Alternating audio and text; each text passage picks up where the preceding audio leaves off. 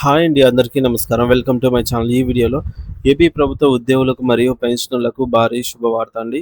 PRC మరియు ఐఆర్‌లపై కీలక నిర్ణయాలు విడుదల. దీనికి సంబంధించిన పూర్తి సమాచారాన్ని అయితే వీడియోలో తెలుసుకుందాము. వీడియో ఎక్కడే గాని స్కిప్ చేయకుండా ఎండ్ వరకు చూసేయండి. అప్పుడే ఇన్ఫర్మేషన్ పూర్తిగా అర్థమవుతుంది. అలాగే వీడియో చూస్తున్న ప్రతి ఒక్కరు లైక్ చేయండి ఫ్రెండ్స్. ఈ వీడియోని తోటి ఉద్యోగ, పెన్షన్ మిత్రులతో అయితే షేర్ చేయండి. కొత్తగా మన ఛానల్‌ని చూస్తున్న వారు ఇంకా ఎవరైనా సబ్స్క్రైబ్ చేసుకోకపోతే వెంటనే మన ఛానల్‌ని అయితే సబ్స్క్రైబ్ చేసుకోండి. సబ్స్క్రైబ్ చేసుకోవడం వల్ల నేను చేసే ప్రతి ఒక్క వీడియో మీ వరకు రీచ్ అవుతుంది. ఇక ఆలస్యం చేయకుండా వివరాల్లోకైతే వెళ్ళిపోదాము. ఫ్రెండ్స్, ఇక విషయానికి వచ్చినట్టయితే ఆంధ్రప్రదేశ్ రాష్ట్రంలో నూతనంగా కొలువుదీరిన కూటమి ప్రభుత్వం అధికారంలోకి వచ్చిన నాటి నుండి పాలనలో అత్యంత కీలకమైన భాగస్వాములైన ప్రభుత్వ ఉద్యోగులు మరియు పెన్షన్ల పట్ల అత్యంత సానుకూల ధోరణితో వ్యవహరిస్తోందనే చెప్పాలి. గత కొన్నేళ్లుగా అనేక సమస్యలతో సతమతమవుతున్న ఉద్యోగ వర్గాలకు ఇప్పుడు వరుసగా శుభవార్తలు అందుతూ ఉండటం అనేది విశేషం.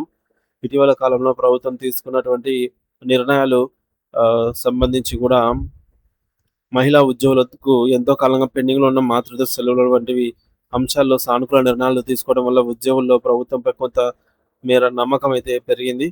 ఈ సానుకూల పవనాల నేపథ్యంలో ఇప్పుడు ఉద్యోగులందరూ అత్యంత ఆసక్తిగా మరియు ఉత్కంఠతగా ఎదురుచూస్తున్న అంశం పే రివిజన్ కమిషన్, పీఆర్సీ మరియు మధ్యంతర భృతి ఐఆర్. ఈ ప్రధాన డిమాండ్లపై ప్రభుత్వం ఇప్పుడు ప్రత్యేక దృష్టి సారించినట్టు స్పష్టమైన సంకేతాలు అందుతూ ఉన్నాయి. రాబోయే రాష్ట్ర మంత్రివర్గ కేబినెట్ సమావేశంలో ఆంధ్రప్రదేశ్ ఉద్యోగుల చరిత్రలో ఒక కీలక మైలురాయిగా అయితే నిలిచిపోయే అవకాశం ఉంది. వెలగపూడిలోని రాష్ట్ర సచివాలయంలో ముఖ్యమంత్రి శ్రీ నారా చంద్రబాబు నాయుడు గారి అధ్యక్షతన జరగనున్న ఈ సమావేశంలో ఉద్యోగుల ఆర్థిక ప్రయోజనాలకు సంబంధించిన కీలక ఫైళ్లపై సంతకాలు జరిగే అవకాశం ఉందని సమాచారం అయితే వస్తోంది. గత 5 ఏళ్ల కాలంలో ఉద్యోగులు అనుభవించిన ఆర్థిక ఇబ్బందులు మరియు పెండింగ్ బకాయిల భారాన్ని తగ్గించే దిశగా ప్రభుత్వం అడుగులు వేస్తోంది. ముఖ్యంగా ప్రభుత్వం ఇప్పటికే కొన్ని హామీలను నెరవేర్చే దిశగా చర్యలను అయితే వేగవంతం చేసింది. ఉదాహరణకు పాఠశాలల్లో ఉపాధ్యాయులు బోధన కంటే ఎక్కువగా వివిధ రకాల మొబైల్ యాప్ వినియోగదారుల వినియోగంపై సమయం కేటాయించాల్సి వచ్చేది. దీనివల్ల వారు తీవ్ర ఒత్తిడికి లోనయ్యేవారు. దీనిని గమనించిన ప్రభుత్వం యాప్ల భారాన్ని తగ్గించి వారు బోధనపై దృష్టి పెట్టేలాగా చేసిన నిర్ణయం ఉపాధ్యాయ వర్గాల్లో హర్షాన్ని నింపింది. అంతేకాకుండా బదిలీల ప్రక్రియలో రాజకీయ జోక్యం లేకుండా పూర్తిగా పారదర్శకత విధానాన్ని ప్రవేశపెట్టడం వల్ల న్యాయం జరిగింది.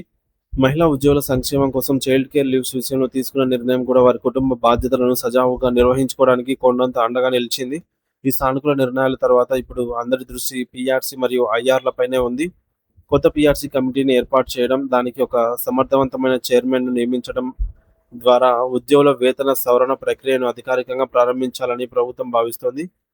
పీఆర్సీ నివేదిక రావడానికి మరియు అది అమల్లోకి రావడానికి కొంత సమయం పడుతుంది కాబట్టి ఆలోపు ఉద్యోగులకు ఆర్థిక ఉపశమనం కలిగించడానికి మధ్యంతర భృతి ఐఆర్ ప్రకటించడం ఆనవాయితీగా వస్తోంది.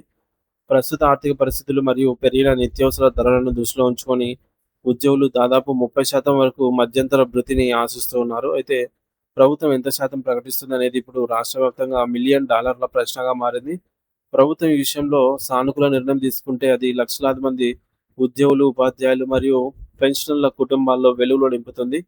ముఖ్యమంత్రి గారి అధ్యక్షతన జరిగేటటువంటి ఈ కేబినెట్ సమావేశం ఎజెండాలో ఈ అంశాలు అత్యంత ప్రాధాన్యత కలిగి ఉన్నాయని తెలుస్తోంది.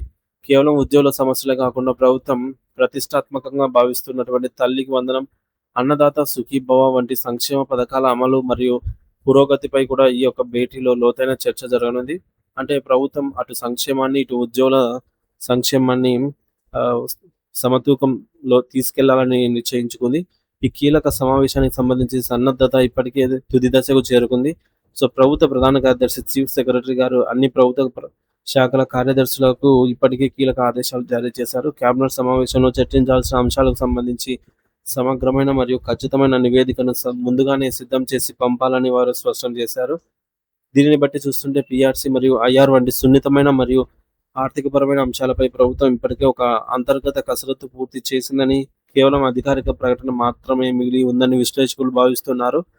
ఒకవేళ కేబినెట్ భేటీలో పీఆర్సీ కమిటీ ఏర్పాటు మరియు ఐఆర్ ప్రకటన వెలువడితే అది ఉద్యోగుల్లో నూతన ఉత్సాహాన్ని నింపడమే కాకుండా ప్రభుత్వ యంత్రాంగం మరింత సమర్థవంతంగా పనిచేయడానికి దోహదపడుతుంది.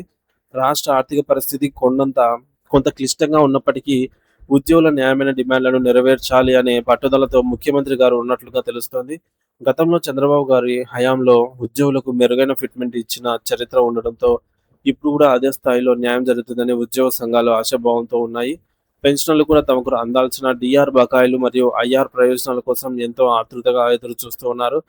వృద్ధాప్యంలో ఉన్న వారికి ఈ యొక్క ఆర్థిక తోడ్పాటు ఎంతో అవసరము. వెలగపూడి సచివాలయం నుండి వెలువడే ప్రతి చిన్న వార్త కోసం ఇప్పుడు లక్షలాది మంది కళ్ళు కాయలు కాచేలాగా ఎదురుచూస్తూ ఉన్నారు.